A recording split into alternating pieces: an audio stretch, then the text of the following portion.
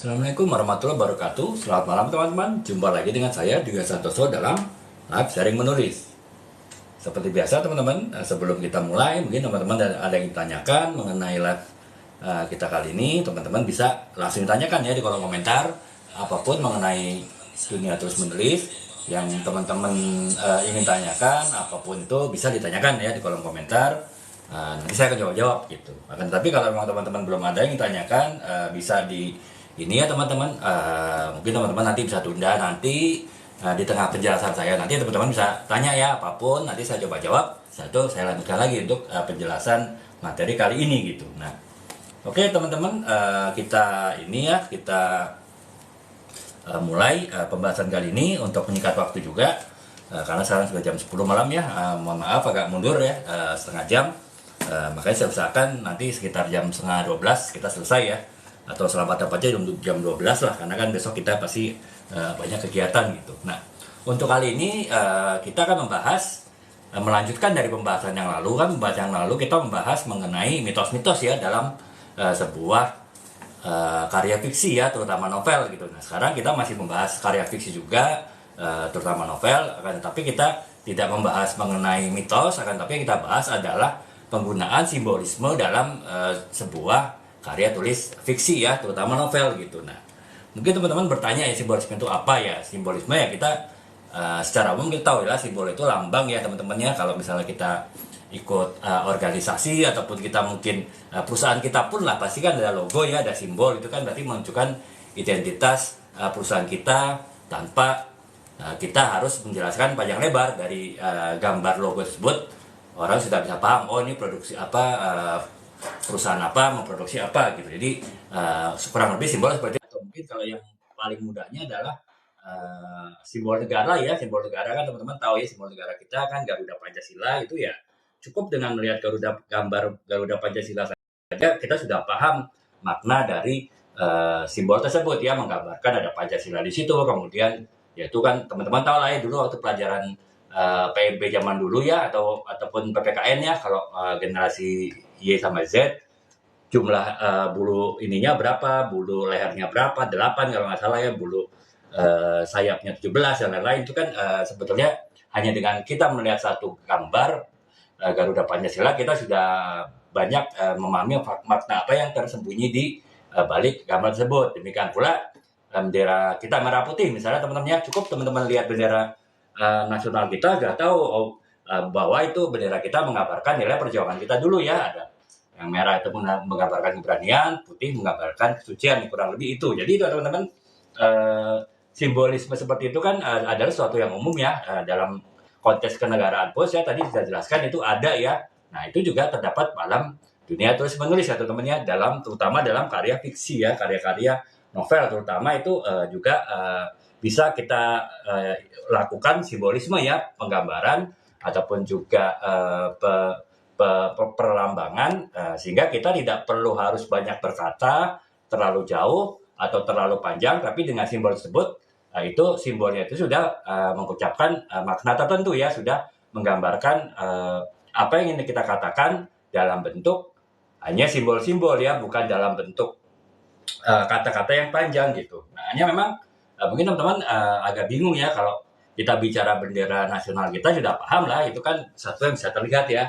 Kemudian apalagi buru Garuda Pancasila itu juga teman-teman paham ya. Tapi bagaimana membuat simbolisme, bagaimana membuat perlambangan dalam sebuah novel ya, toh semuanya kan kata-kata ya, nggak mungkin kita membuat simbol-simbol itu dalam bentuk gambar ya. Memang bisa jadi kita buat dalam gambar ya, tapi saya rasa nggak umum lah sebuah novel itu ada dengan gambar-gambar, ada logo-logo ya, walaupun mungkin ada, tapi itu tidak umum dan malah mungkin bisa multitafsir ya. Kalau kita kasih lambang tertentu, misalnya kita kasih lambang burung merpati misalnya, kan orang bisa punya pemahaman yang beda-beda ya. Bisa menganggap burung merpati itu kesetiaan, bisa menganggap itu kalau lambang burung merpati itu menggambarkan keindahan, atau bahkan teman-teman yang sedang kelaparan, maksudnya mungkin inilah ya, teman-teman lagi waktunya jam makan siang atau makan malam, teman-teman mungkin melihat logo tersebut sebagai sesuatu enak dimakan gitu kan ya temennya, burung merpati tadi gitu. Makanya nggak umum kita menggunakan simbol-simbol gambar dalam sebuah novel ya.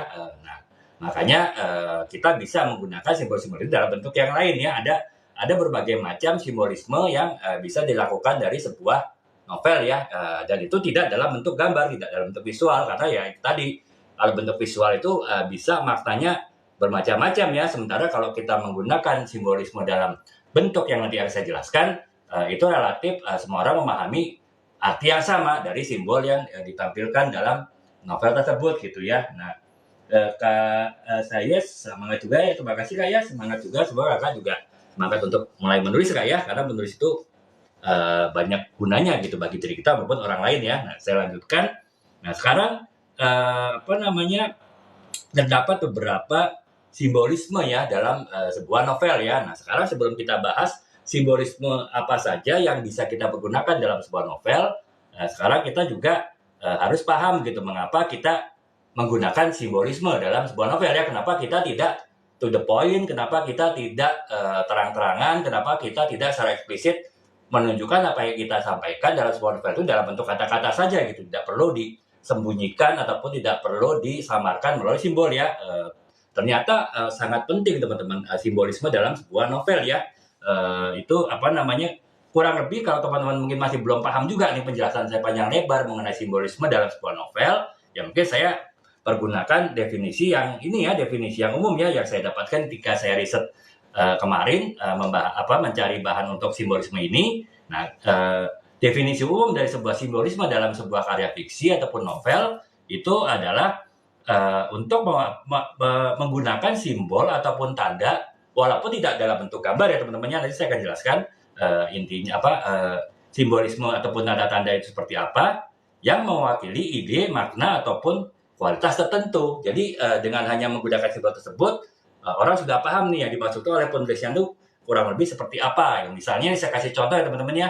Kalau teman-teman misalnya kalau tadi kita bicara bendera Indonesia kan merah putih. Nah ya kalau kita di dalam sebuah novel misalnya ada seorang yang menggunakan misalnya sering menggunakan baju merah, misalnya sih tokoh utamanya, yaitu kan orang bisa berasumsi, bisa beranggapan bahwa orang ini adalah orang yang berani ya, orang yang pede gitu, orang yang tidak terlalu peduli omongan orang lain, yang penting menurut dia bagus, dia akan lakukan. Nah, itu kan kita bisa dengan hanya orang yang sering menggunakan warna-warna baju berwarna merah, misalnya itu orang bisa paham nih karakter si tokoh utama itu seperti apa. Gitu. Jadi itu ya teman-temannya kurang lebih penggambaran simbolisme itu bisa dalam bentuk warna pakaian yang dipergunakan, itu bisa menunjukkan ide, makna ataupun juga sebuah kualitas tertentu ya. Nah, kalau tadi kita bicara tokoh utama tadi ya, nah dia mungkin orangnya berani, orangnya pede gitu, tidak peduli dengan omongan orang,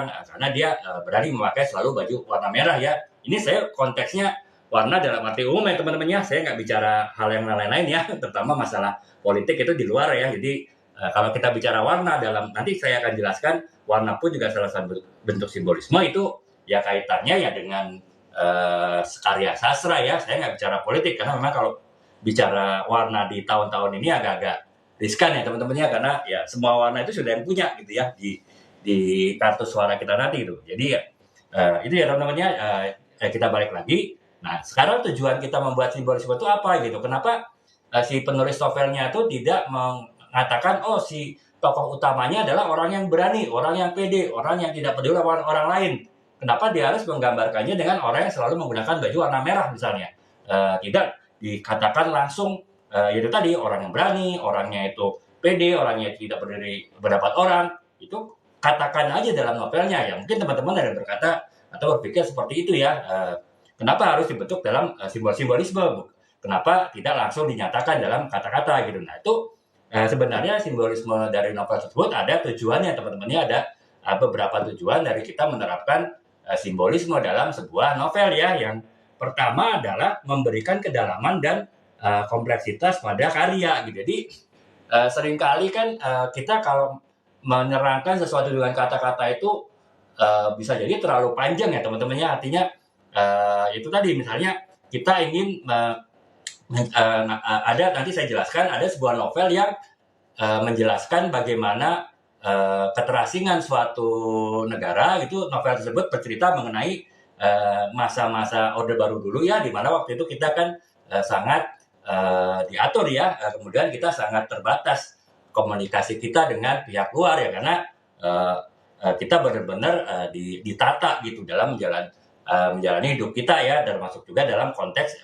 hubungan dengan pihak-pihak di luar. Nah itu kan bisa digambarkan misalnya bercerita mengenai hutan gitu. Jadi dalam novel tersebut intinya adalah banyak berlokasi di sebuah hutan gitu ya. Nah ceritanya itu berputar di hutan.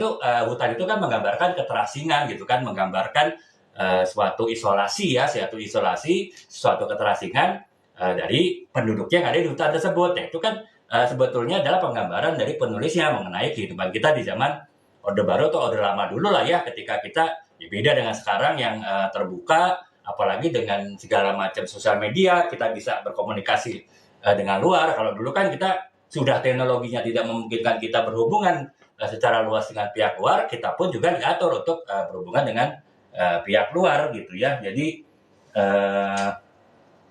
apa namanya, Kak Rapid Rock tahu aja. Kebetulan ini lagi nih Kak ya, handphone saya lagi ini habis baterai, jadi saya pakai handphone istri saya gitu. Kebetulan kayak kamera walaupun sekelas tapi kayaknya kameranya pikselnya lebih bagus deh, jadi ya makanya terlihat lebih bagus Kak ya. Ya mungkin jadi standar dipakai Kak ya. Terima kasih Kak informasinya, gambar lebih bagus. Nah kemudian kita lanjutkan lagi ya. Nah jadi itu teman-teman, banyak hal-hal yang jika kita menggunakan simbolisme, kita lebih punya makna yang dalam ya. Kita bisa mempunyai kompleksitas pada karya tulis kita. Itu tadi, jika ingin misalnya menggambarkan bagaimana situasi isolasi kita waktu zaman dulu ya, udah baru, udah lama, teknologi belum memungkinkan kita berhubungan banyak dengan pihak luar.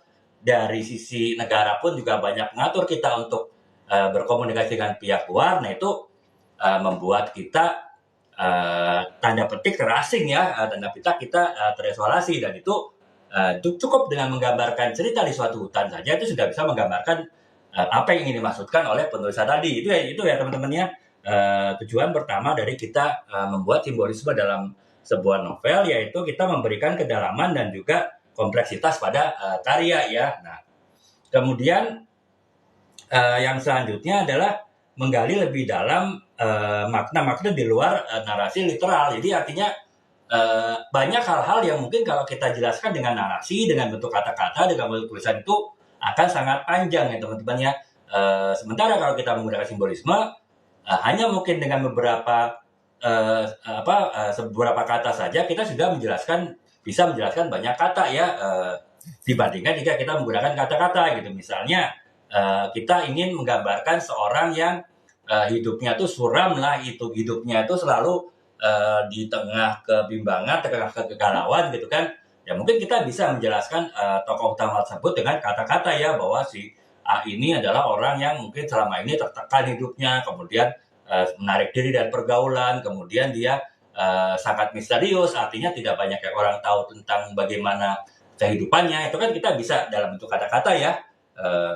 Akan tapi mungkin bisa jadi akan sangat panjang ya untuk kita menjelaskannya, dan setiap kali kita ingin menjelaskan bagaimana karakternya dia, kita harus mengulangin lagi gitu keterangan yang panjang tadi ya. Nah sementara mungkin kita bisa membuat simbolisme penggambaran secara sederhana saja. Si tokoh utama tadi dia suka menggunakan baju warna hitam. Nah teman-teman kan pasti kan sudah punya gambaran tertentu ya warna hitam, apalagi itu dalam bentuk pakaian yang dipakai oleh seseorang, dan itu adalah kegemaran orang tersebut selalu pakai baju warna hitam. Orang udah dengan hanya melihat keterangan itu, orang bisa paham bahwa orang ini adalah orang yang mungkin misterius ya, orang yang mungkin hidupnya tanda petik selalu dalam kesuraman, hidupnya itu tidak kurang adanya keceriaan, kehidupannya juga kurang adanya warna ya dalam hidupnya ya. Hidupnya datar-datar aja.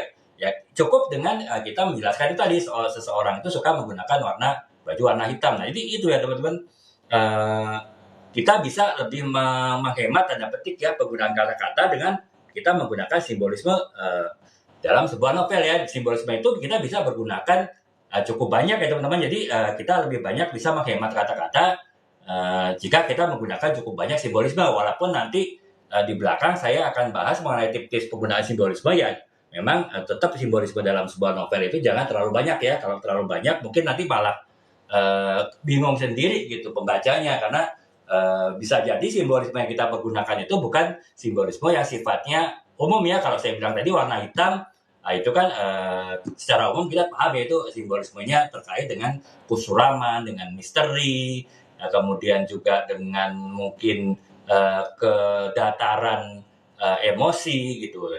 Kita bisa berpendapat seperti itu, tapi bisa jadi nanti ya seperti tadi, misalnya penggambaran kehidupan di hutan itu ternyata ingin menggambarkan cerita keterasingan, keterisolasian, itu kan belum tentu bisa paham ya teman-teman ya, belum tentu bisa paham semua pembaca. Makanya ya kita walaupun kita bisa menggunakan berbagai macam simbolisme dalam satu novel, tetap kita harus menggunakannya secara selektif ya. Selektif dalam artian jumlahnya jangan terlalu banyak sehingga mungkin cukup membingungkan pembaca. Yang kedua adalah ya kita menggunakan simbolisme yang sifatnya umum ya, sifatnya itu tidak simbolisme yang sifat-sifatnya itu tidak khusus spesifik ya, yang hanya dipahami oleh satu kalangan tertentu, tapi yang bisa dipahami oleh kalangan umum gitu ya. Nah, kemudian Kak Hi, semangat juga ya Kak ya, semoga Kakak juga semangat belajar menulis nih ya, bareng-bareng gitu kita semua gitu. Nah, sekarang kita lanjutkan lagi. Nah, sekarang tadi saya sudah jelaskan ya agak cukup panjang lebar mengenai simbolisme dalam sebuah novel dan apa tujuannya serta bagaimana kurang lebih penerapannya ya. Nah, sekarang yang kita perlu pahami adalah jenis-jenis apa saja sih simbolisme dalam sebuah novel, bagaimana kita menggunakan simbolisme itu dalam sebuah novel dengan berbagai macam simbolisme yang ada gitu ya. Nah, yang pertama adalah simbolisme karakter. Jadi artinya kita menggunakan simbolisme dari tokoh utama novel kita tadi ya. Ini misalnya jadi kita fokus kepada tingkah laku dan juga pada variasi fisik dari tokoh utama kita tadi, di mana dengan perilaku yang khusus ataupun variasi fisik yang khusus itu membuat suatu simbol dari tokoh tersebut yang menggambarkan karakteristik ataupun menggambarkan keseluruhan dari tokoh tadi dengan hanya menggunakan ini ya, dengan hanya menggunakan yang simbol tadi. Kak Jehona ya, Kak Boni, selamat malam Kak ya. Kak Jehona ya pengen sih Kak jadi dosen, tapi sementara masih terdampar jadi marketer ya. Jadi ya mungkin nanti dikasih jalan nih kalau sudah ya istilahnya sudah ini ya, sudah mendekati usia-usia pensiun, bisa jadi dosen ya. Kebetulan saya juga cukup banyak ya, 20 tahun pengalaman di marketing gitu ya. Pengennya sih jadi dosen marketing Kak ya, jadi bisa ya apa yang saya dapat, apa yang saya tulis ya. Saya kan juga udah nulis buku marketing sekitar 8 atau 9, itu juga itu bisa saya sampaikan kepada generasi yang lebih muda ya, Gen Z ya, yang istilahnya mungkin lebih informatifnya lebih bagus, tapi mungkin pengalamannya dalam menjalani marketingnya belum terlalu banyak ya. Jadi mungkin ada yang bisa saya sharing gitu ya. Ya doain aja Kak ya. Nah, kemudian kita lanjutkan lagi. Nah, itu Kak ya, kita kembali lagi. Simbolisme yang pertama adalah simbolisme karakter ya, atau simbolisme tokoh utama dari novel kita tadi, apakah itu tingkah lakunya ataupun juga variasi fisiknya ya. Jadi ya itu tadi, misalnya saya bicarakan seorang tokoh utama yang selalu memakai baju berwarna gelap atau bahkan hitam ya setiap kali. Nah, itu kan berarti tanpa kita harus panjang lebar menjelaskan mengenai si tokoh tersebut, pembaca sudah bisa mengira nih si tokoh utama tadi karena suka menggunakan baju warna hitam, baju warna gelap, itu berarti tokoh yang misterius ya, tokoh yang tidak bisa ditebak bagaimana karakternya. Kemudian juga tokoh yang mungkin hidupnya selalu dalam kesenduan ya, jauh dari keceriaan, bahkan mungkin kegalauan, dan hidupnya itu jauh dari berwarna. Jadi dengan penggambaran seperti itu aja sudah bisa mensimbolkan bagaimana karakter utama dari si tokoh utama tadi ya, dengan hanya kita menggambarkan baju-baju warna pakaian gelap yang suka dipakai oleh tokoh utama tersebut gitu ya. Jadi itu yang ini simbolisme karakter ya. Nah, jadi atau simbolisme dengan menggunakan tokoh utama dari novel tersebut. Yang kemudian simbolisme yang kedua adalah simbolisme tempat atau setting ya. Jadi kita bisa menggunakan tempat ataupun juga setting utama dari novel kita itu untuk menggambarkan novel kita tadi secara keseluruhan ya. Ya contohnya yaitu tadi ya teman-teman ya, bahwa hutan misalnya menggambarkan keterisolasian, hutan menggambarkan ketidakpastian, hutan menggambarkan suatu keterasingan gitu kan ya. Sementara novel tadi mungkin akan lebih banyak bercerita mengenai sebuah kehidupan di dalam masa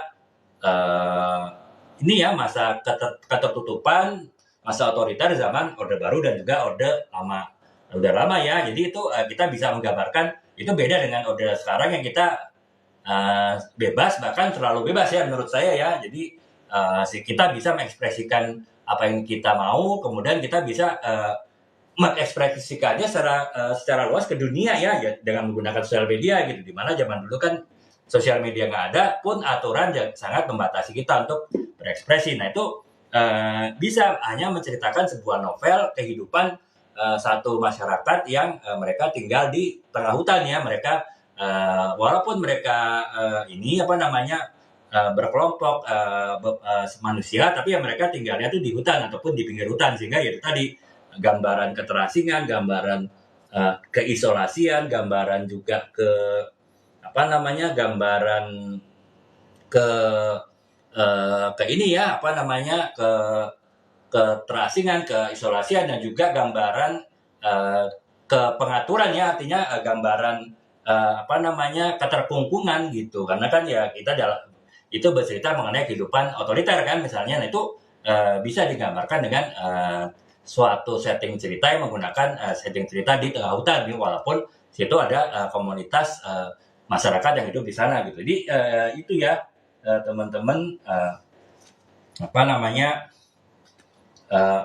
yang ini ya apa nama, simbolisme tempat ataupun juga setting. Nah itu yang kedua ya teman-temannya. Yang pertama tadi simbolisme tokoh utama, karakter. Kemudian yang kedua adalah simbolisme setting ataupun tempat cerita, itu yang berarti kan lokasi ataupun lanskap tempatnya itu seperti apa. Dan kemudian yang ketiga adalah simbolisme objek atau benda ya. Jadi artinya kita bisa menggunakan simbolisme objek atau benda tersebut, menggunakan objek penting sebagai simbolisme dari novel tadi ya. Misalnya ini saya contohkan aja nih, misalnya cincin kan menggambarkan ikatan ataupun juga menggambarkan komitmen gitu ya. Nah kita bisa menggunakan misalnya cerita misalnya tokoh seseorang sepasang kekasih, mereka mungkin sudah tunangan dan masing-masing digambarkan menggunakan cincin pertunangan mereka ya. Nah itu kan berarti menggambarkan bagaimana ikatan cinta di antara mereka, bagaimana ikatan komitmen di antara mereka untuk menyongsong kehidupan mereka menjelang pernikahan mereka nanti. Itu kan hanya dengan kita menggambarkan bahwa si tokoh utamanya itu selalu menggunakan cincin pertunangannya, itu menunjukkan bahwa ya cinta mereka adalah cinta yang kuat ya, cinta mereka adalah cinta yang punya komitmen walaupun saat itu mereka belum menikah. Jadi itu ya teman-teman, dengan menggunakan satu benda ataupun produk ataupun suatu objek tertentu, terutama objek-objek yang penting ataupun benda penting, yaitu bisa menunjukkan simbolisme ya, tanpa kita harus berpanjang lebar menceritakan oh si A ini benar-benar mencintai kekasihnya si B karena si A itu selalu pakai cincin pertunangannya apapun keadaannya, apapun situasinya. Itu tanpa kita berbicara banyak, dengan kita hanya menunjukkan bahwa si A itu selalu memakai cincin pertunangannya, itu sudah menunjukkan ya bagaimana komitmen cinta di antara mereka gitu. Nah kemudian yang selanjutnya adalah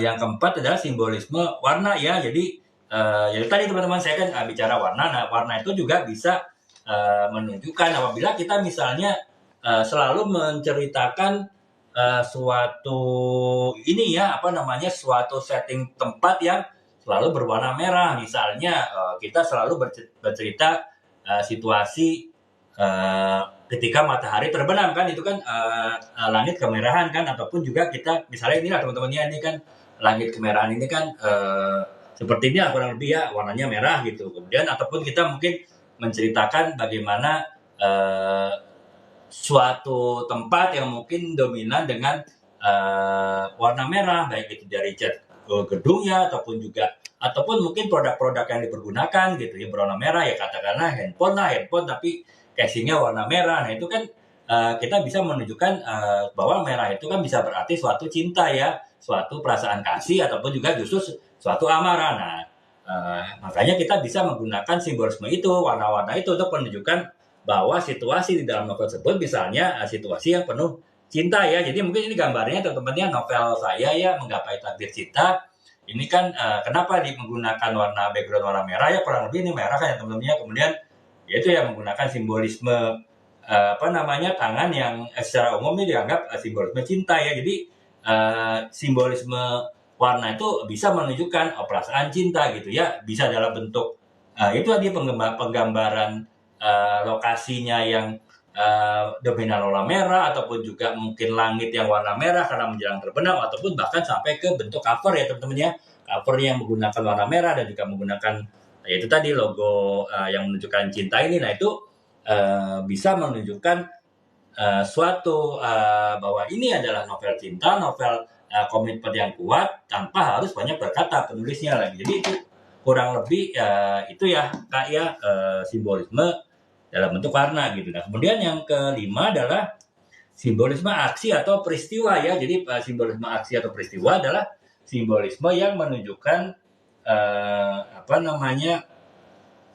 simbolisme yang menunjukkan aksi ataupun peristiwa penting ya, yang itu bisa menggambarkan atau melambangkan sesuatu dari suatu cerita novel ya. Jadi misalnya ini adalah tindakan yang dapat menjadi simbol perkembangan karakter atau perubahan tema ya. Jadi misalnya teman-teman ya itu kan teman-teman bisa menggambarkan suatu suatu cerita ataupun juga suatu alur cerita yang bergerak cepat ya teman-temannya. Di kan kita kan teman-teman mungkin udah saya pernah jelaskan teman-teman, ada yang namanya alur cerita ya, pacing ya dalam sebuah novel. Itu kan kita bisa buat cerita itu berjalan lambat ataupun cerita itu bisa berjalan cepat gitu kan. Nah dengan kita misalnya menggunakan suatu tindakan atau peristiwa yang selalu bergerak cepat, nah kita ingin menunjukkan misalnya bahwa dalam novel tersebut adalah novel yang sifatnya dinamis ya, suatu novel yang sifatnya adalah perkembangan hidup seseorang yang sangat didukung ataupun sangat didorong oleh motivasi yang kuat dari orang tersebut ya, karena tadi jalan cerita itu bergerak cepat. Misalnya gambaran sederhananya menceritakan bagaimana seseorang itu setiap hari berangkat ke tempat kerjanya ya, mungkin itu bergerak cepat dari mulai dia bangun, kemudian dari dia mandi siap-siap, kemudian mencari sarapan, kemudian dia mungkin berangkat ke kantornya entah dengan angkutan umum ataupun dengan kendaraan sendiri. Kemudian mungkin kalau dia naik angkutan umum dia harus berpindah dari angkutan umum dan angkutan yang lain, dan itu digambarkan dalam suatu dinamika cerita yang sangat cepat ya. Nah itu kan sudah menunjukkan bahwa cerita dari novel ini adalah cerita yang dinamis ya, cerita yang sangat energik, dan juga itu menggambarkan si tokoh utamanya tadi adalah tokoh yang energik gitu ya. Kak Marsya dosen masih wannabe ya Kak ya. Jadi saya sekarang masih di marketing ya, saya udah 20 tahun di bidang marketing. Ya alhamdulillah sekarang di posisi ini ya, udah sampai ke posisi senior management. Tapi ya memang banyak ini sih Kak ya, karena marketing kan harus banyak ini ya, banyak banyak melakukan edukasi juga. Jadi misalnya ya ketika kita mau launching produk baru kan setidaknya saya harus menjelaskan produk baru tersebut kepada tim sales kita ya, kepada tim SPG kita gitu kan, sehingga mereka bisa menjelaskan ke toko-toko ataupun juga ke konsumen. Nah itu jadi ya paling seperti itu sih Kak ya, masih penjelasan dosen. Nah ketika saya mau membuat penjelasan tersebut kan saya pasti harus membuat materi kan, kayak dosen membuat materi presentasi gitu. Jadi baru sebatas itu sih Kak ya, walaupun ya pengen sih nanti pada suatu saat mungkin segala apa yang sudah saya paham mengenai marketing 20 tahun saya jalani marketing sampai dengan posisi saat ini itu bisa saya tularkan kepada generasi yang lebih muda ya, lewat mungkin ya entah itu sebagai dosen tamu atau dosen tetap, ya ini masih cita-cita sih Kak, ya doain aja Kak ya. Nah, oke, sekarang kita lanjutkan lagi ke pembahasan ya. Itu tadi teman-teman, jadi simbolisme aksi ataupun simbolisme peristiwa ya kita bisa menggunakan aksi-aksi ataupun peristiwa-peristiwa penting ya. Itu tadi misalnya suatu cerita yang pergerakan pacingnya ataupun alur ceritanya cepat, itu menunjukkan bahwa ya bagaimana dinamisnya si tokoh utama tadi ya, itu bisa simbolisme seperti itu juga gitu. Ataupun juga misalnya kalau peristiwa, misalnya peristiwa ya inilah ya, peristiwa misalnya kita ceritakan suatu acara ulang tahun gitu kan, ke acara ulang tahun, kemudian seseorang yang kemudian ada surprising dari teman-temannya ya, ada surprising dari sahabat-sahabatnya, dari keluarganya, itu kan berarti menunjukkan bahwa novel tersebut tuh penuh dengan persahabatan. Karena apa? Tokoh utamanya itu adalah tokoh yang disenangi ataupun tokoh yang di ini ya, di apa, menjadi panutan dari banyak tokoh-tokoh lain dalam novel tersebut. Nah, itu kan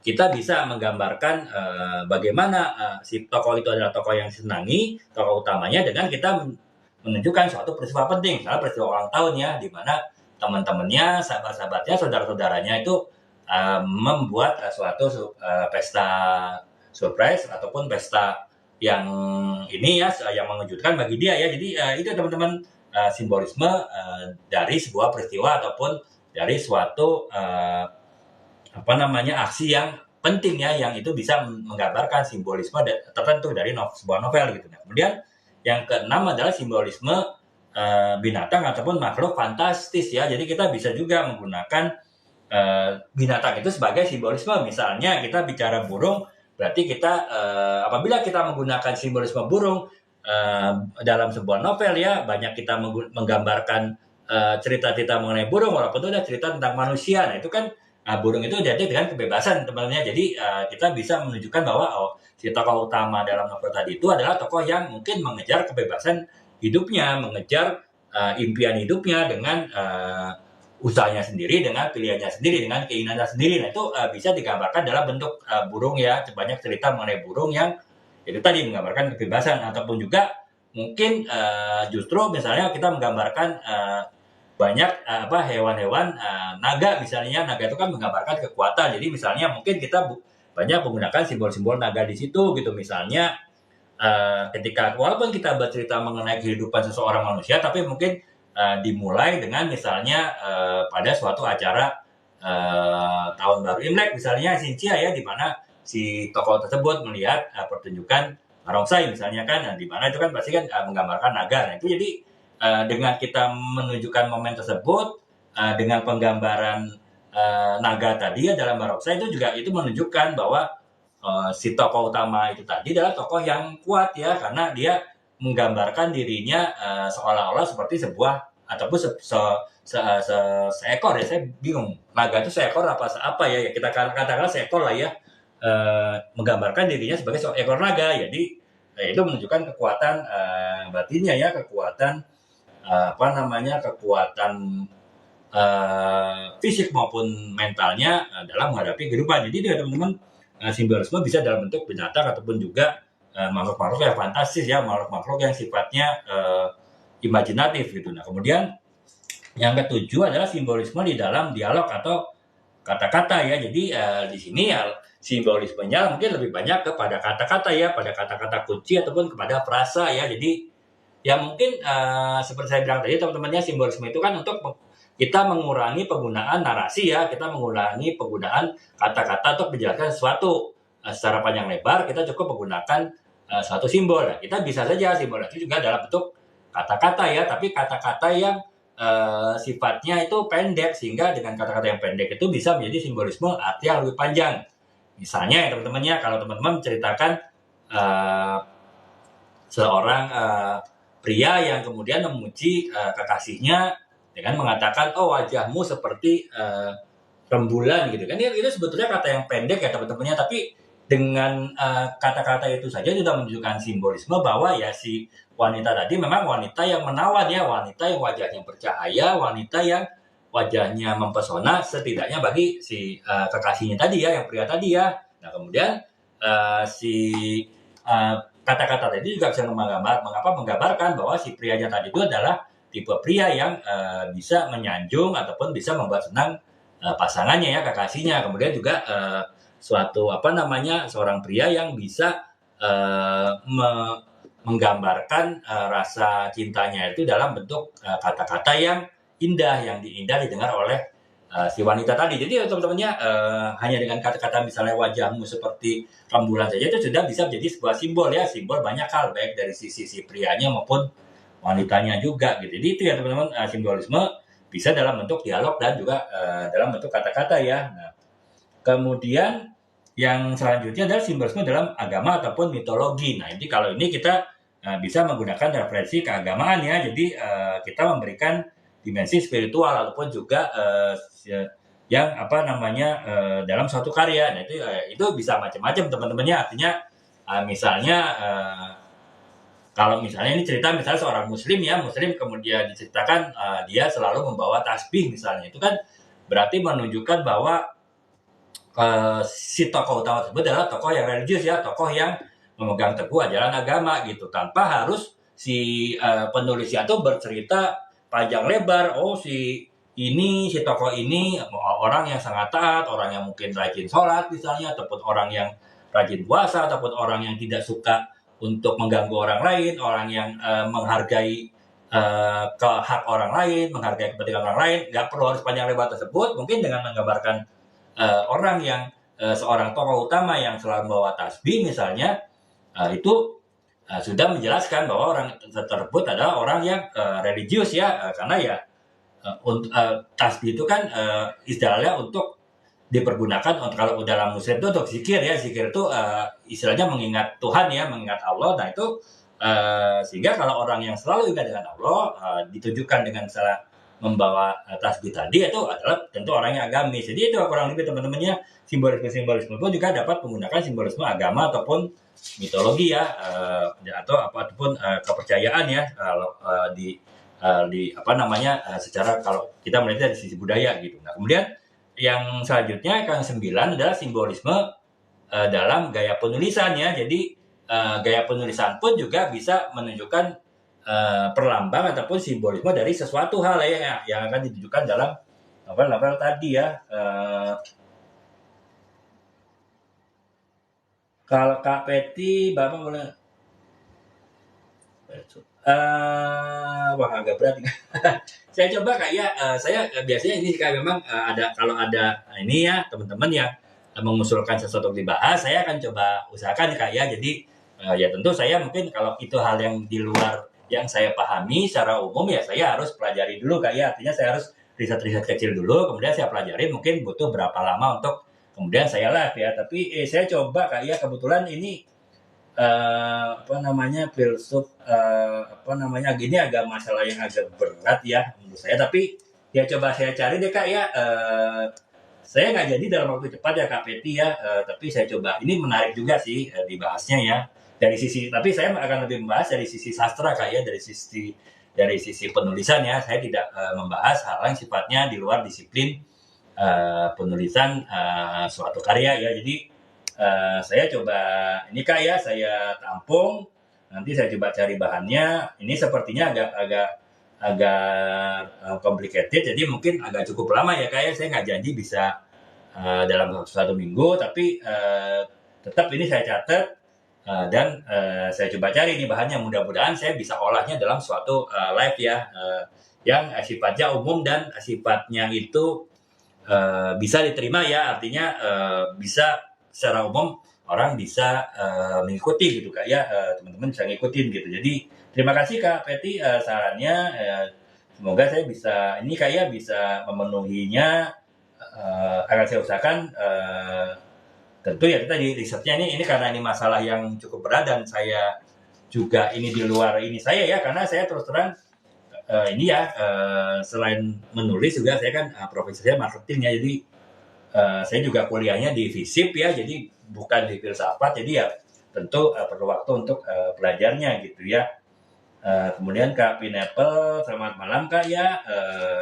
Terima kasih semangatnya, semoga ya Kakak juga kalau Kakak memang tertarik untuk menulis, Kakak juga semangat Kak ya menulis ya, karena yang menulis itu memang butuh semangat Kak ya. Jadi yang penting adalah semangat. Kalau masalah kemampuan, masalah kompetensi, masalah apa namanya, eh, masalah mengolah kata seperti apa, masalah teknis dan non teknis itu bisa dipelajarin gitu. Termasuk dalam live ini ataupun juga kakak bisa lihat di video-video saya ya. Kakak bisa masuk ke ini saya, ke profil saya, di situ kakak bisa lihat banyak video, banyak playlist ya, entah playlist sharing menulis ataupun playlist tematik, di situ banyak mengenai menulis gitu ya. Eh, Kak Peti,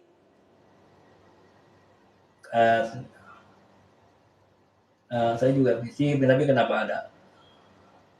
Maksudnya apa Kak Peti ya? Ada tentang begini ya, maksudnya apa nih? Apa apa kaitannya yang topik yang kakak usulkan tadi dengan FISIP atau gimana kak ya? Mungkin saya bisa, kalau kakak bisa ini apa jelaskan lebih jelas, mungkin bisa lebih ini lagi gitu. Apa saya bisa komentar gitu kak ya? Kemudian Kak Pineapple, Kak Pineapple terus terang saya belum kak ya nulis di apa di web ya. Jadi saya nulis itu ya karena saya memang nulis itu berdasarkan tergantung waktu kayak artinya kalau memang saya lagi ya waktu dulu lah saya cerita waktu saya mulai menulis waktu zaman covid ya, waktu zaman kita lockdown itu, zaman kita WFA yaitu banyak waktu saya akan menulis banyak kayak sehari mungkin bisa beberapa jam saya nulis gitu. Tapi kalau setelah sekarang ini apa namanya sudah covid sudah ya bisa dibilang sudah lewat, kita sudah aktivitas biasa ya itu ya tentu saya sesuaikan ketika saya sedang padat kegiatan ya saya tentu akan mengurangi menulis gitu ya. Sementara kalau misalnya ada waktu luang cukup banyak, saya akan banyak tulis gitu. Saya kurang paham apakah di web itu harus konsisten dalam arti ada target kak ya untuk menulis itu. Jadi saya mungkin belum terpikir untuk coba ya. Saya nulis ya saya tulis aja apa ada sesuai waktu saya. Kemudian saya tulis. Nah kalau sudah jadi baru saya coba ajukan ke penerbit ya. Jadi ya konvensional sih kak, cara konvensional. Tapi ntar saya coba lihat juga kayak di web seperti apa, apakah memang nggak ada target ya. Kalau ada target mungkin agak berat karena ya saya sesuaikan dengan waktu saya ya. Tapi kalau nggak ada target mungkin bisa saya pertimbangkan kak ya. Oh itu kayak ya itu sih agak ya mungkin tergantung fisiknya ya kayak kalau saya kebetulan di hubungan internasional ya, jadi ya mungkin agak beda ya, maksudnya filosofisnya mungkin nggak sedalam misalnya kalau di atau yang banyak filsafat itu mungkin di sosiologi kali ya, sosiatri ya, itu mungkin menurut saya banyak yang terkait dengan ini gitu. Apa namanya banyak terkait dengan hal seperti ini ya. Kalau saya ya kalau hubungan internasional lebih banyak ini ya diplomasi, lebih banyak cerita mengenai pemerintahan suatu negara, jadi nggak terlalu itu tadi filsafat ateis agnostik nggak terlalu membahas ya. Tapi ya saya coba kayak saya pelajarin sih, menarik juga sih untuk dipelajarin ya. Saya usahakan nanti saya coba tulisnya seperti apa gitu ya.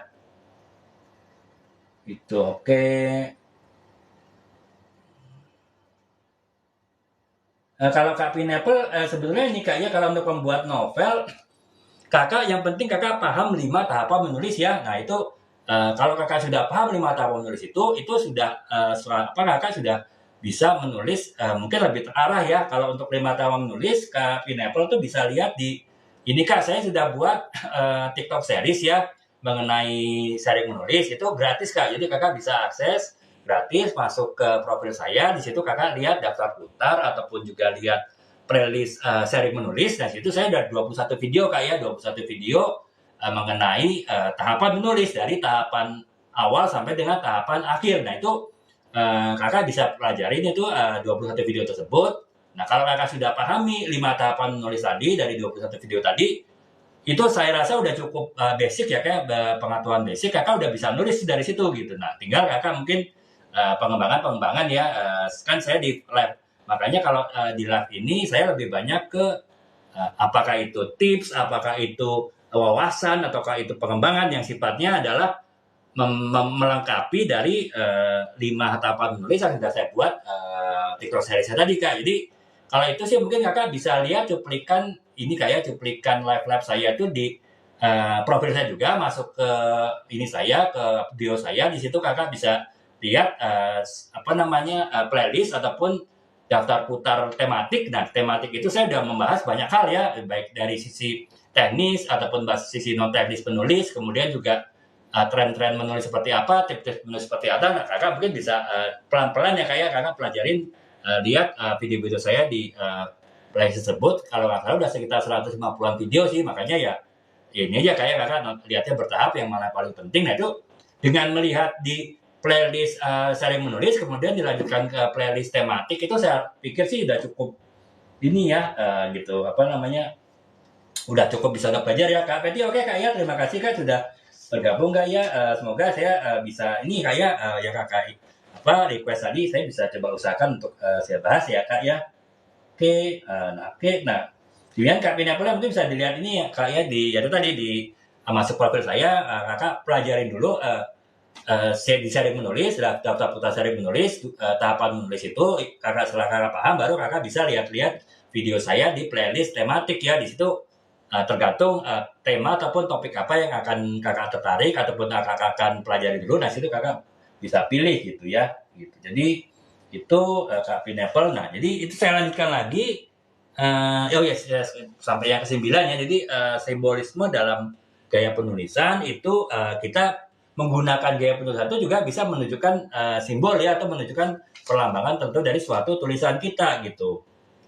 Jadi misalnya gaya penulisan tertentu itu bisa menunjukkan menjadi simbolisme ya. Jadi misalnya kalau gaya bahasanya gaya bahasa yang santai gitu kan, gaya bahasa yang mungkin malah bahasa prokem ya, tanda petik ya, bahasa pergaulan anak muda ya, berarti kan menunjukkan bahwa simbol novel tersebut adalah novel yang sifatnya sifatnya itu ringan ya, novel yang sifatnya itu tidak berat, novel yang sifatnya tidak banyak hal-hal yang mungkin akan membuat pusing pembacanya gitu ya.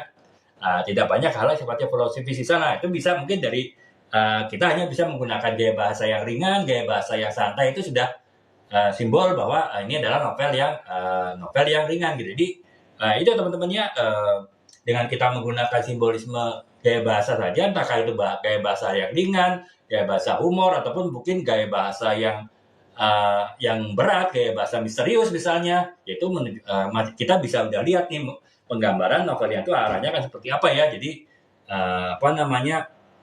gaya penulisan tersebut sudah menunjukkan simbol ataupun perlambang arah dari novel tersebut ke arah mana gitu ya. Nah kemudian yang selanjutnya adalah penggunaan metafora ya, atau jadi metafora itu kan ini kayak perumpamaan gitu ya. Misalnya bisa jadi gaya bahasanya bahasa perumpamaan ya, misalnya itu tadi yang saya contohkan, seorang pria yang merayu kekasihnya dengan mengatakan, oh wajahmu seperti rembulan. Itu kan sebetulnya perumpamaan ya, metafora, menggambarkan si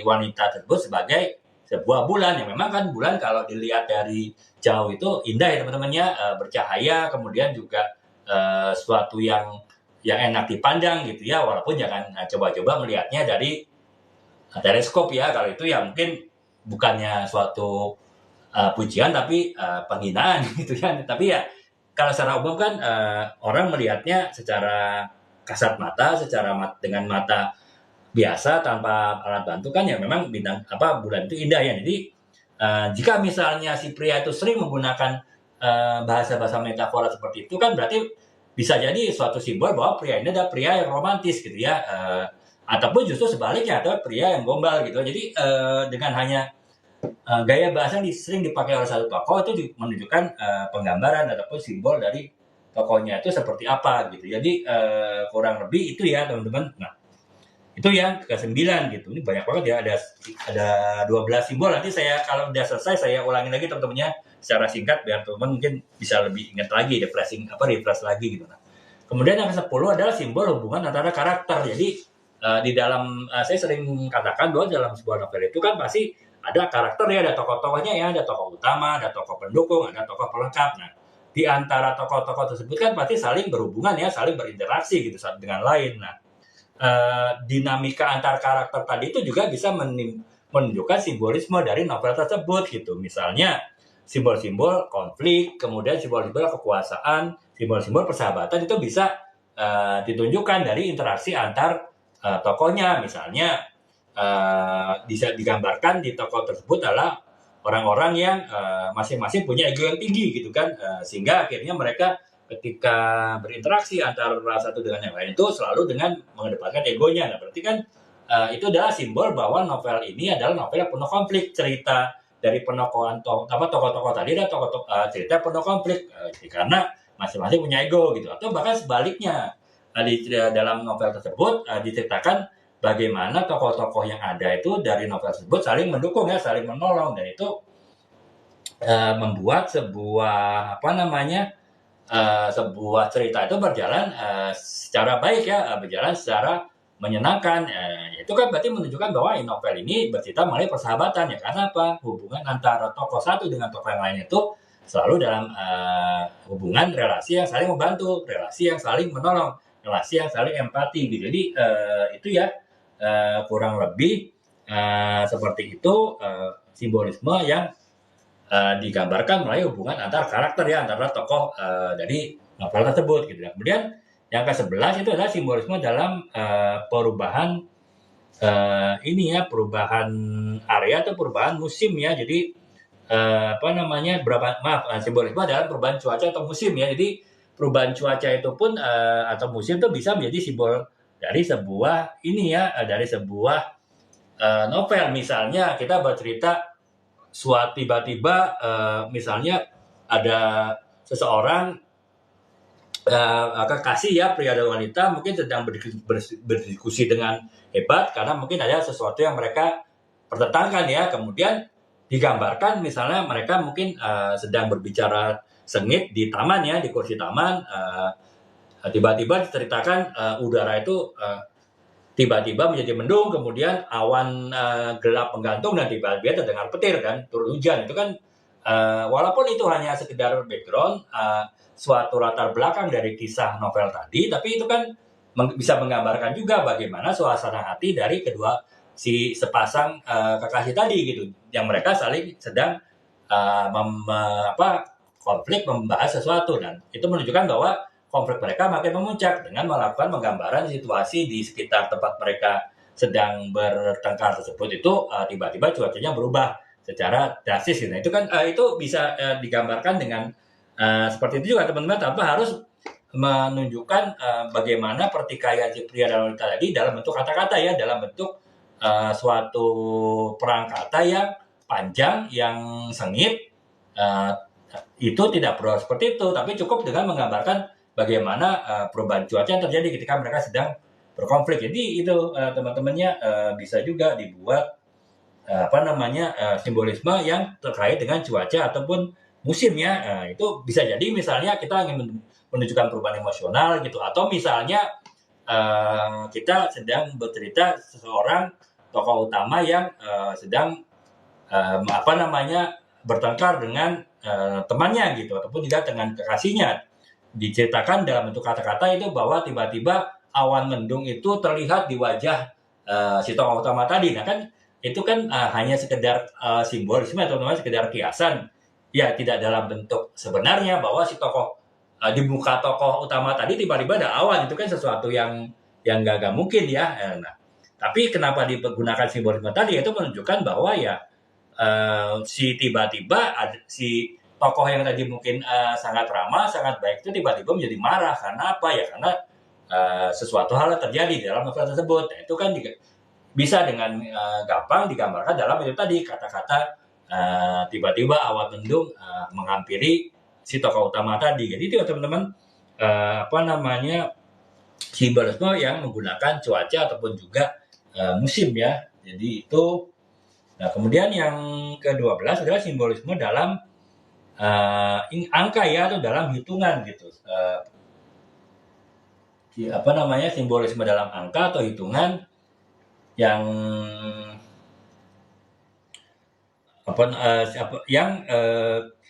kita menggunakan angka penting ya. Jadi misalnya ya, kalau ya kan kita sering ya dalam beberapa ini ya komunitas itu ataupun dalam suatu beberapa etnis ataupun beberapa suku itu kan ada yang anggapan tertentu terhadap angka ya, misalnya angka 8 dianggap sebagai kemakmuran, misalnya angka 4 itu kesialan, misalnya kan angka 9 itu ini gitu apa namanya sesuatu yang keberhasilan dalam suatu kerjaan, atau justru angka 13 angka yang sial gitu kan, ataupun mungkin angka 7 angka yang banyak pertolongannya, itu kan itu kita bisa kan menunjukkan simbol-simbol angka-angka tadi ya dalam kita menggambarkan sesuatu cerita novel ya, misalnya itu tadi digambarkan seorang yang misalnya suatu terjadi ya, ini kan sekedar kepercayaan namanya, bukan sesuatu kalau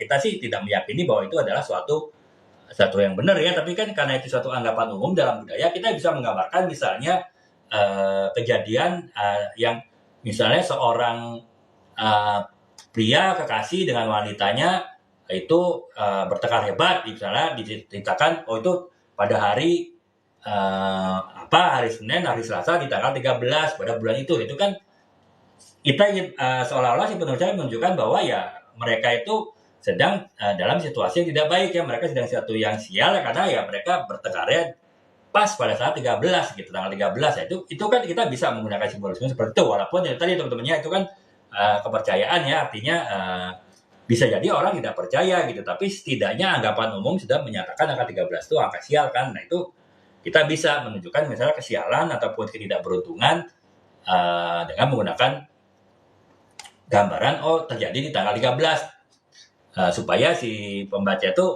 bisa menghubungkan gitu antara tanggal 13 hari dengan kejadian yang dialami oleh tokoh utamanya tadi gitu ya. Jadi itu sih teman-temannya. Jadi itu teman-teman 12 ya 12 jenis ataupun 12 macam kita melakukan simbolisme ataupun melakukan perlambangan dalam sebuah kisah fiksi ya, terutama sebuah novel gitu. Saya coba ringkas lagi teman-temannya, saya ulangin lagi secara singkat, penjelasannya juga secara singkat untuk teman-teman bisa lebih memahami ya mengenai hal ini gitu. Nah, kemudian yang pertama itu adalah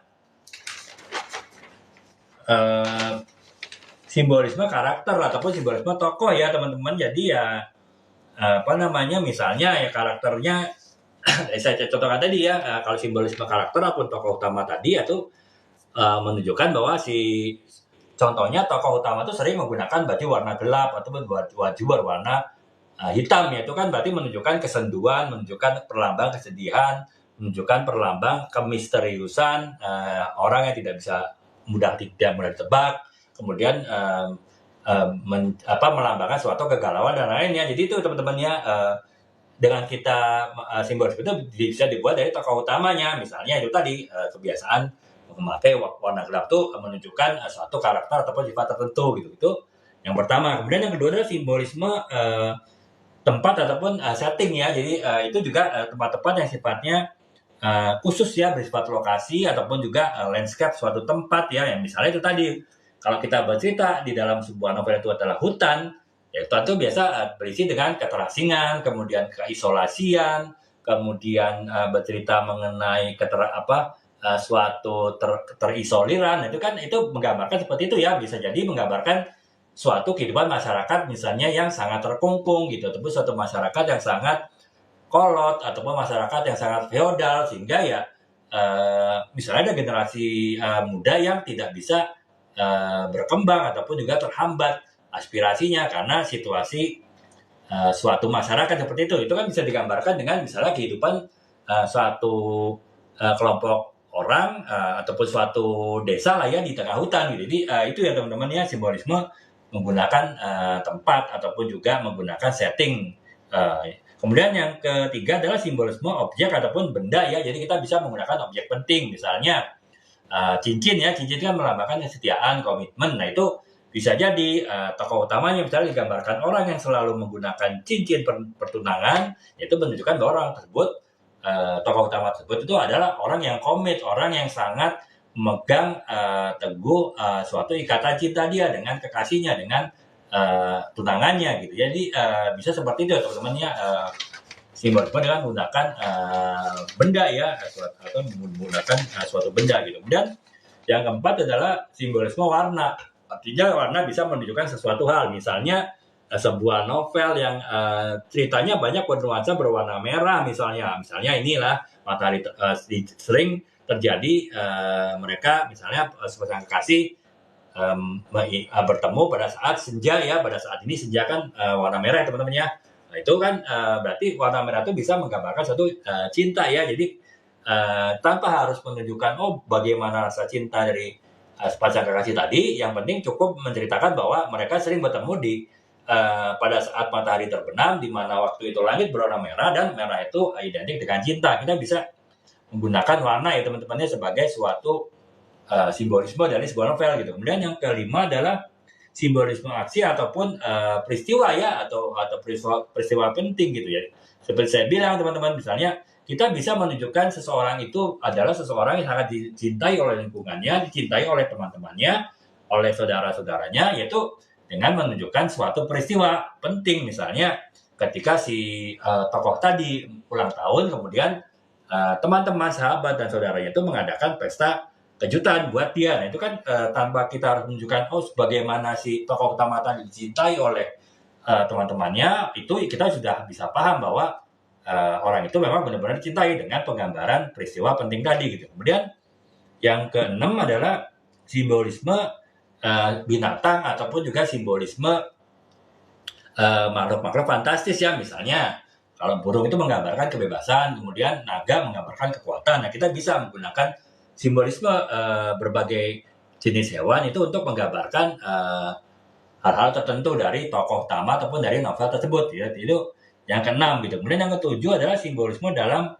dialog ataupun kata-kata ya. Jadi kita bisa menggunakan kata-kata ataupun frasa yang menunjukkan simbolisme tertentu. Misalnya itu tadi seorang pria mengatakan kepada kekasihnya, wajahmu seperti rembulan. Itu kan dengan hanya kata-kata itu saja itu sudah bisa menunjukkan bahwa si pria tadi adalah seorang yang romantis misalnya. Kemudian ataupun si wanita tadi karena senang dipuji seperti itu, ya wanita tadi adalah wanita senang dipuji. Nah, kita bisa hanya dengan kata-kata, satu kata tadi menggambarkan banyak hal dari novel tadi ya, mensimbolkan, melambangkan banyak hal dari novel tadi gitu. Nah, kemudian yang berikutnya adalah simbolisme dalam agama atau mitologi ya. Jadi kita bisa menggunakan referensi keagamaan. Misalnya kalau kita ingin menceritakan seorang tokoh utama yang sangat religius, sangat patuh terhadap penjelasan agamanya, misalnya kalau dia muslim ya, kita bisa menggambarkan orang tadi, tokoh utama tadi selalu membawa tasbih kemana-mana ya, sehingga ketika setiap berkesempatan dia lalu berzikir ya dengan menggunakan tasbih tadi. Nah, itu kita bisa menggunakan simbolisme dalam agama ataupun mitologi juga gitu. Nah, kemudian yang ke-9, simbolisme dalam gaya penulisan ya. Nah, gaya penulisan itu juga bisa menunjukkan simbol-simbol tertentu atau lambang-lambang tertentu dari novel ya teman-teman. Misalnya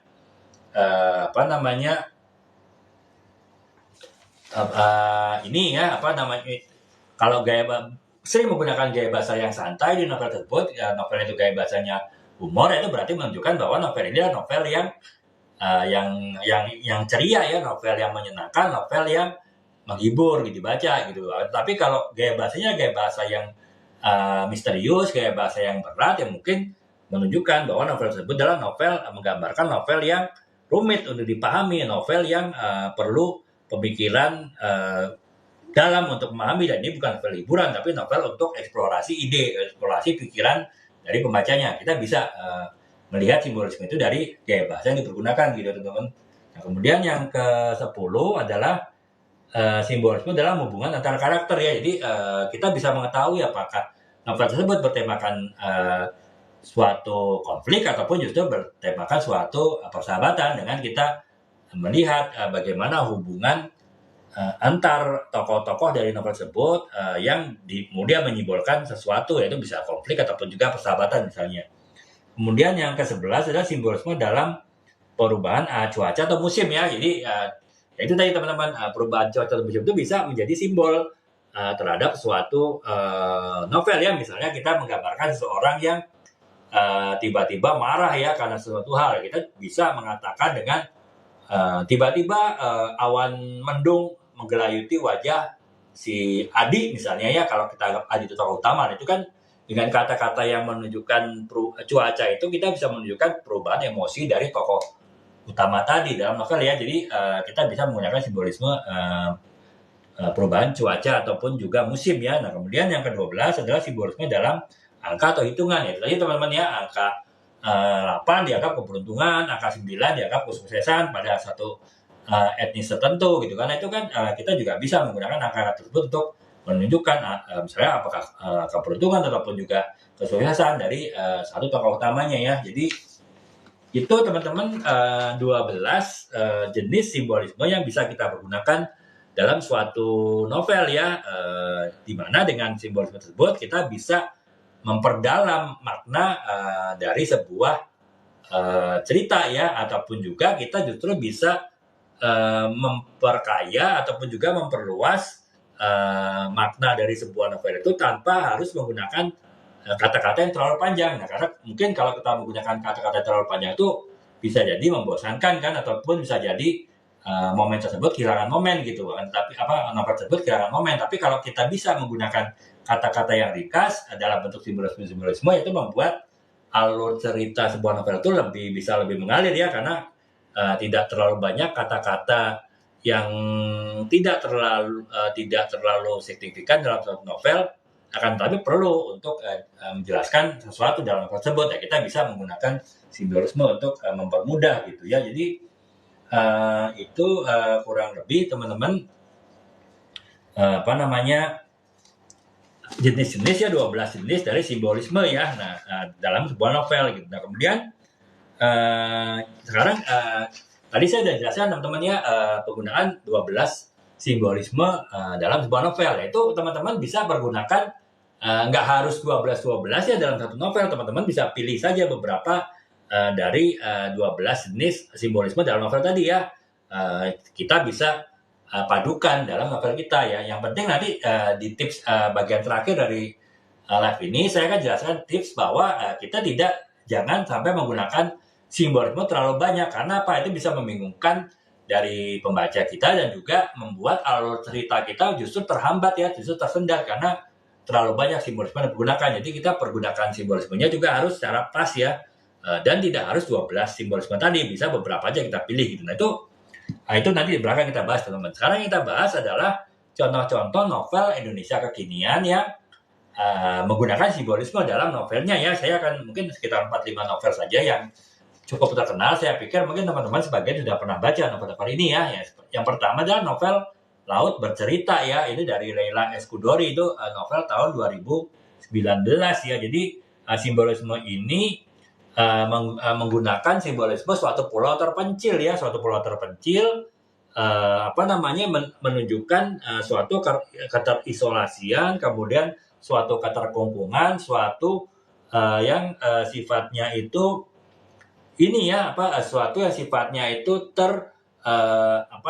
teraliensi ataupun juga terpisah dari komunitas yang lainnya. Jadi yang namanya pulau terpencil kan pasti, kalaupun ada yang penduduk tinggal di situ kan ya pasti itu tadi, pasti terasing, pasti terisolasi, dan pasti teraliensi ataupun terpisah dari komunitas yang lain. Nah, dengan simbolisme tersebut, makna yang diinginkan oleh Leila Eskudari adalah dia ingin menceritakan mengenai kehidupan di masa Orde Baru dulu ya, di mana ya kita tahu kan waktu itu kan selain informasi itu terbatas ya, karena memang belum ada sosial media, belum ada internet, juga memang pada saat itu pemerintahnya membatasi informasi ya beredar di masyarakat gitu, sehingga ya menggambarkan ya masyarakat dulu zaman Orde Baru ataupun Orde Lama itu ya masyarakat yang terkungkung, masyarakat yang terisolasi, walaupun mereka tinggal dalam suatu komunitas besar negara. Nah itu hasil Leila Eskudari sebetulnya ingin mengatakan ataupun ingin menjelaskan seperti itu, tapi dia menggunakan simbolisme dengan membuat sebuah cerita kehidupan orang-orang yang tinggal di suatu pulau terpencil gitu. Itu teman-teman ya, contoh novel Laut Bercerita dari Leila Eskudori ya, yang menunjukkan suatu simbolisme ya. Kalau ini sih berarti kan menggunakan simbolisme tepat ya teman-temannya, karena itu ya menggunakan suatu tematik pulau terpencil ya. Kemudian yang kedua adalah Cantik Itu Luka dari Eka ini ya, dari Eka Kurniawan. Nah, itu novel tahun 2002 ya. Simbolismenya adalah gigi cantik karakter utama. Jadi ya dia menggunakan simbolisme gigi ya, gigi gigi dari tokoh utamanya, gigi yang indah dari tokoh utamanya tadi gitu. Nah itu simbol ini ya apa simbol ini ya apa simbol mengenai keterpinggiran dan juga mengenai penindasan dialami oleh wanita ya dalam novel ini gitu. Jadi dia menggunakan penggambaran simbolisme dengan gigi ya. Maknanya apa?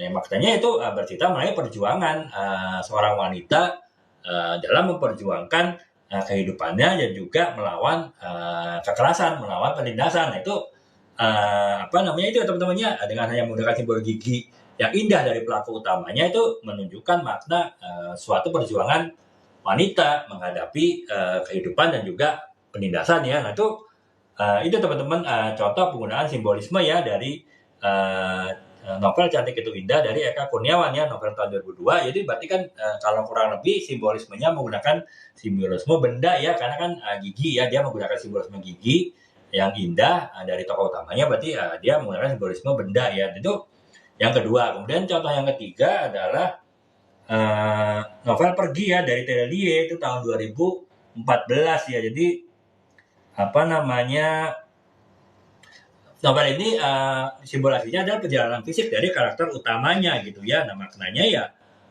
dia simbolisme ini ya, simbolisme menunjukkan perjuangan hidup seorang tokoh dari suatu novel tersebut yang digambarkan dalam simbolisme itu tadi perjalanan fisik seseorang yang itu bahkan berarti juga suatu perjuangan ini ya, suatu perjuangan ataupun suatu perkembangan hidup dari seorang manusia gitu. Kemudian yang keempat adalah novel Supernova ya.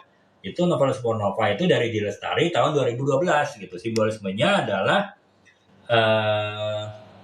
pohon ya. Jadi pohon itu sebagai interkoneksi antara masa lalu dan masa sekarang. Jadi kan kalau pohon kan teman-teman tahu ya, pohon yang sudah besar itu berarti dia sudah lama ditanam kan, berarti itu bercerita mengenai masa sekarang dan juga masa lalu ketika pohon itu baru mulai berkembang. Itu simbolismenya seperti itu dari Supernovanya Di Lestari gitu yang diterbitkan tahun 2012. Nah, maknanya apa ya? Maknanya ya pohon itu menggambarkan hubungan dan pengaruh masa lalu dan masa depan. Jadi novel tadi bercerita mengenai suatu perjalanan hidup manusia, seorang tokoh utamanya itu ya yang bercerita dari masa lalu sampai masa kini ya. Jadi bahkan masa depan gitu. Jadi ya itu teman-teman makna dari simbol pohon tadi ya. Kalau ini berarti kan menggunakan lagi-lagi simbolisme benda ya, karena merujuk pada suatu pohon gitu. Kemudian yang kelima adalah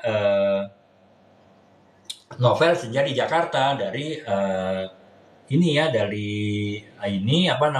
Mansur ya, dari Mansur.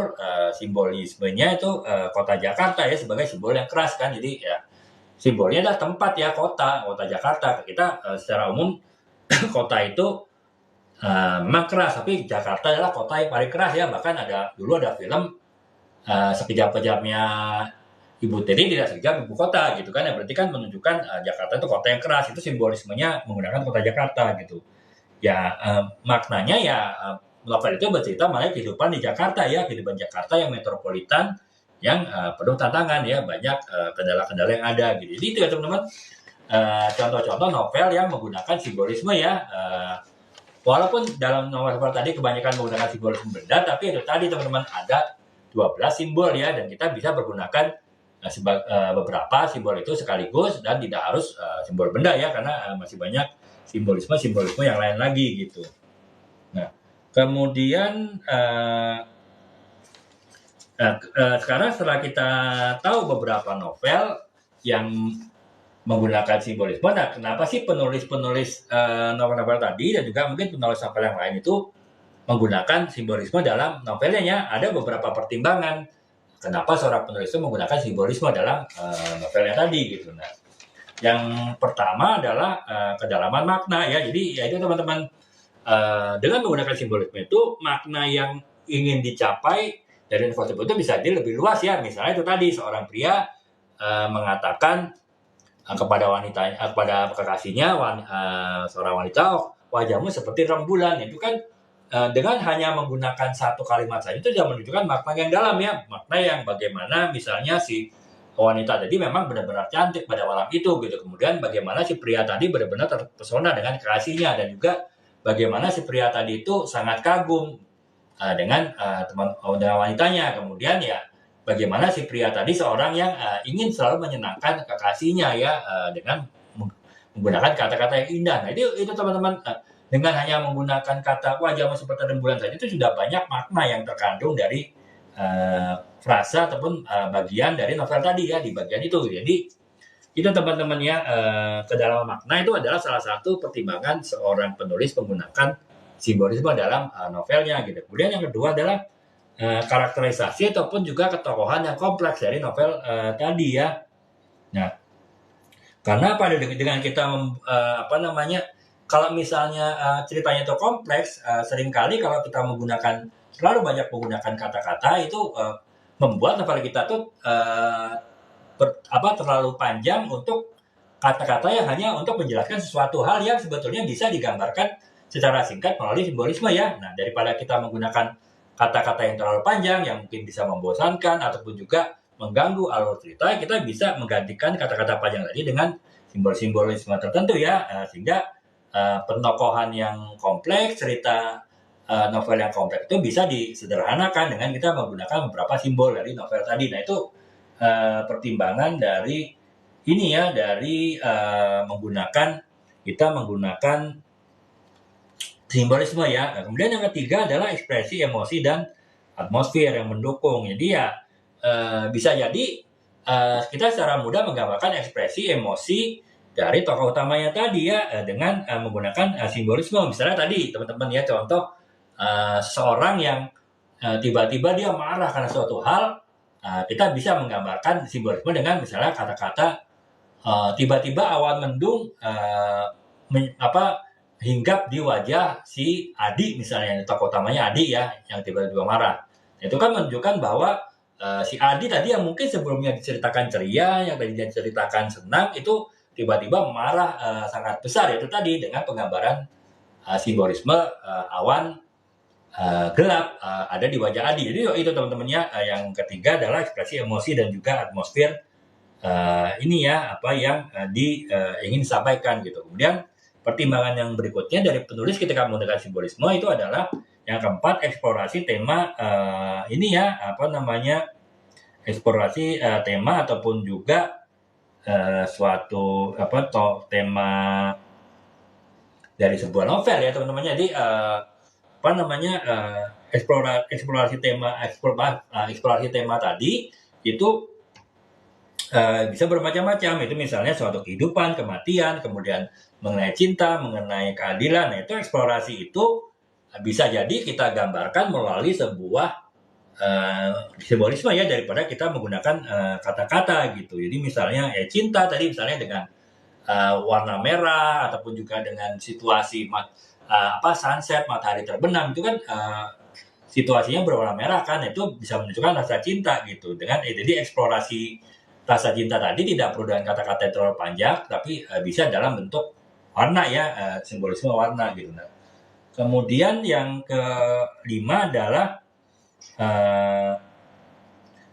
kita melakukan ini ya teman-teman, seringkali kita tidak ingin menyampaikan sesuatu secara eksplisit ya, sesuatu itu secara jelas ya, tapi kita ingin menyamarkannya dalam bentuk kata-kata. Misalnya itu tadi seperti Leila Escuderi ya, dia yang menceritakan kehidupan zaman Orde Baru ya, yang sangat terisolasi, sangat terkungkung ya, bisa dibilang cukup otoriter itu, tapi dia tidak mengatakan itu ya dalam novel tersebut ya, ini bercerita di suatu negara yang berkepulauan tapi negaranya itu sangat otoriter, kemudian sangat mengatur warga negaranya, sangat menghukum warga negaranya. Itu kan mungkin itu terlalu keras ya waktu itu ya, mungkin bisa dianggap suatu kritik terhadap pemerintah gitu. Makanya dia menggunakan simbolisme kehidupan masyarakat di suatu pulau yang terpencil ya, yang terasing. Jadi itu ya teman-teman, kita bisa menggunakan suatu kita menghindari secara eksplisit menjelaskan sesuatu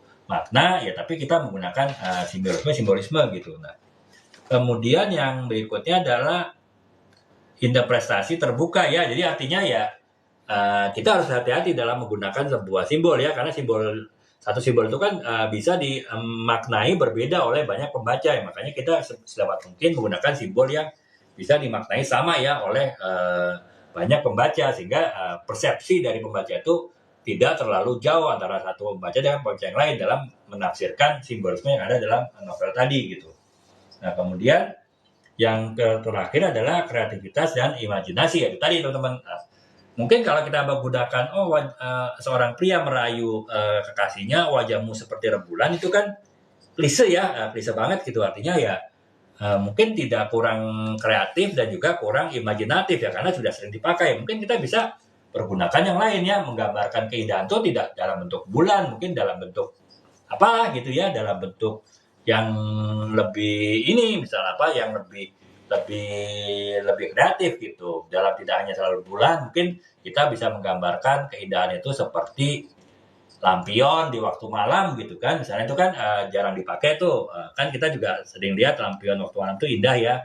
Tapi kita bisa mengatakan suatu kecantikan itu dengan lampion tadi, tidak harus dengan rembulan ya, yang itu sudah bahkan zaman-zaman yang kita penulis dulu pun penulis sastra klasik juga sudah menggunakan itu gitu. Jadi itu ya teman-teman,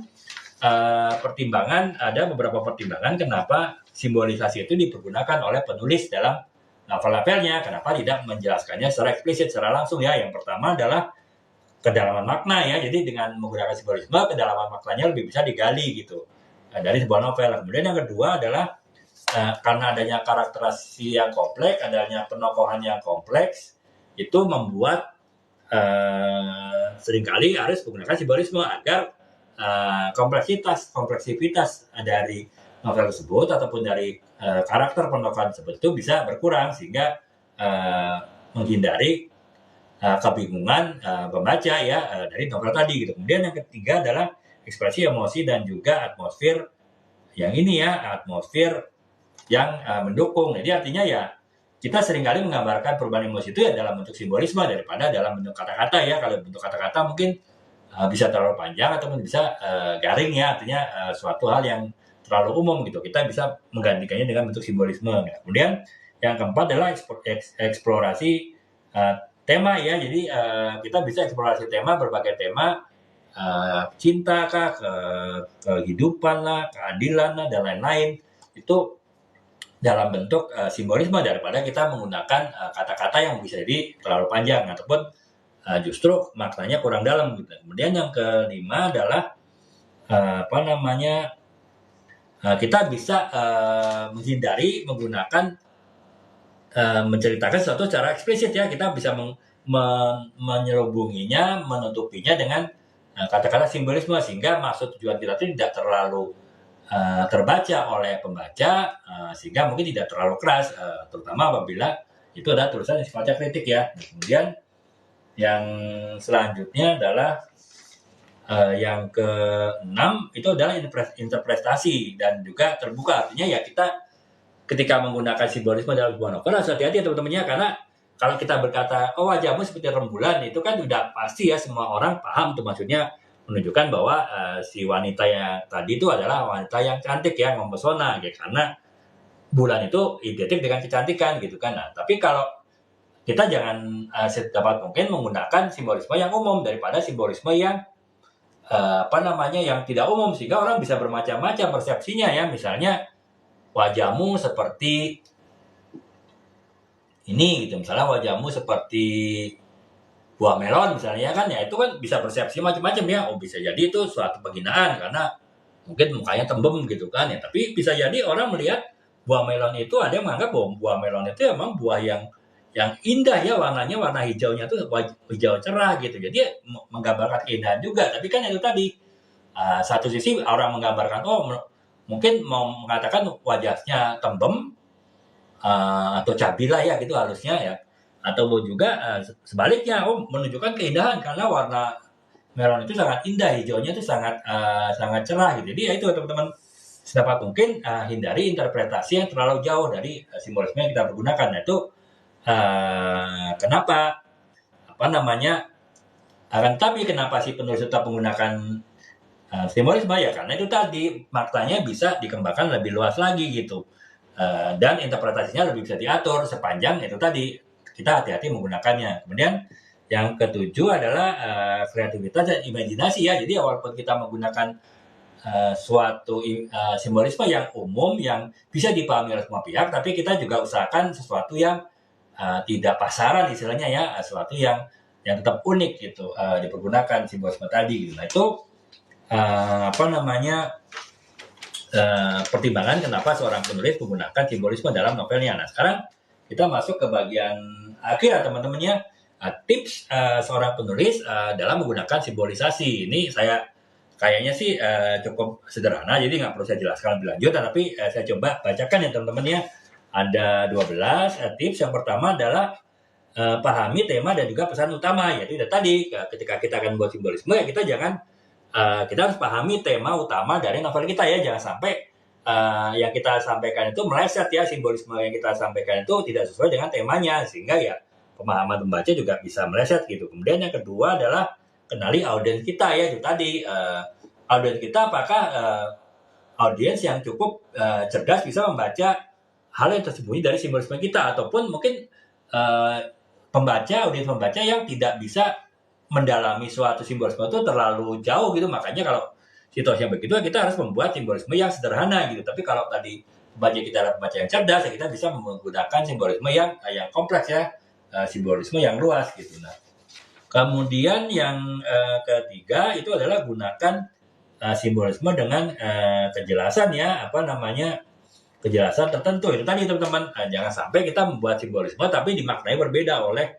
pembaca kita ya. Makanya kita harus gunakan simbolisme itu dengan kejelasan ya. Jadi simbolisme yang mudah dipahami oleh pembaca kita, walaupun juga disesuaikan dengan tingkat kecerdasan pembaca kita dalam membaca suatu novel dengan simbolisme ya. Itu yang keempat. Kemudian yang berikutnya adalah perkembangan konteks dan budaya, yaitu tadi ya, yaitu tadi jangan sampai misalnya simbolisme yang kita pergunakan itu keluar konteks ya, tidak dipahami secara baik oleh baca kita, ataupun justru bertentangan dengan budaya sehingga bisa menimbulkan kontroversi ya. Jadi ya kita harus hati-hati lah, kita menjaga keseimbangan antara penggunaan simbolisme dengan keterkaitan konteks dan juga dengan keterkaitan budaya gitu. Kemudian yang selanjutnya adalah gunakan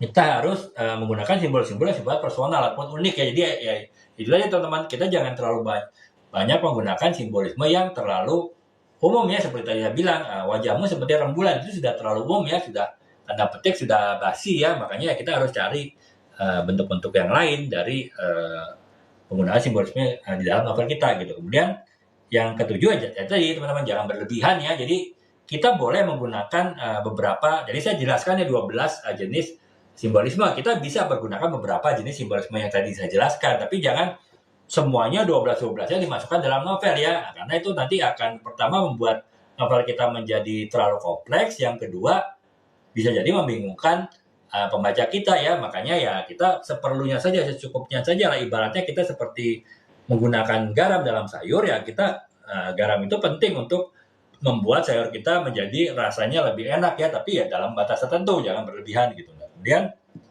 yang ke-8 dia perhatikan detail ya. Jadi ya teman-teman juga harus lihat nih detail simbolisme yang kita menggunakan itu akan seberapa detail, seberapa luas menggambarkan makna yang ingin kita sampaikan gitu. Kita juga perhatikan detail tersebut gitu. Kemudian yang selanjutnya adalah jangan takut eksperimen, yaitu ya karena kita menggunakan simbolisme kan ya tadi 12 yang saya jelaskan tadi pun itu bisa divariatif ya. Kita menggunakan kombinasi yang macam-macam, itu kita harus bereksperimen simbolisme mana yang paling menarik bagi pembaca gitu ya. Nah, kemudian tips yang ke-10 adalah ya teman-teman ya juga harus ini ya, melakukan perencanaan sejak awal ya. Jadi teman-teman jangan membuat simbolisme itu di tengah-tengah teman-teman menulis baru menentukan simbolisme tertentu yang dipergunakan dalam novel ya. Itu bisa jadi nanti tidak nyambung, bisa jadi menjadi garing misalnya, atau bahkan bisa jadi membingungkan ya. Makanya kita dari awal sudah menentukan bagian-bagian mana dari novel kita yang akan kita buat simbolismenya seperti apa gitu. Nah, kemudian kita juga bisa menggunakan simbolisme yang multidimensi ya. Jadi ya itu tadi teman-teman, kalau multidimensi kan berarti saya tadi sudah jelaskan 12 jenis dari simbolisme ya. Kita bisa pergunakan sebagian dari 12 tadi itu dalam satu novel itu. Jadi berarti kan multidimensi ya. Tapi tetap teman-teman harus hati-hati ya ketika menggunakan banyak simbolisme, apalagi yang simbolisme yang sifatnya multidimensi, yaitu jangan terlalu komplikatif ya, jangan terlalu membingungkan pembaca gitu, sehingga akan mengurangi minat pembaca gitu. Nah, kemudian yang terakhir adalah teman-teman harus perhatikan umpan balik ya, artinya feedback. Misalnya ada masukan, simbolisme yang digunakan itu terlalu kompleks, terlalu susah untuk dipahami, ya itu kan berarti ada masalah kan dalam simbolisme kita gitu. Jadi itu ya teman-teman, sudah 1,5 jam lebih ya pembahasan kita. Semoga bisa bermanfaat yang saya sampaikan bagi teman-teman, dan teman-teman bisa menggunakan simbolisme untuk memperkaya, memperdalam makna dari novel teman-teman gitu.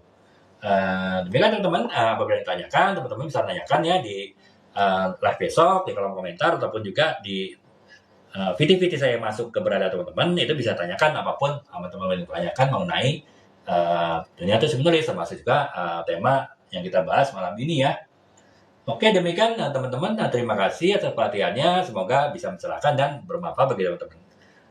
Terima kasih. Selamat malam. Assalamualaikum warahmatullahi wabarakatuh. Salam.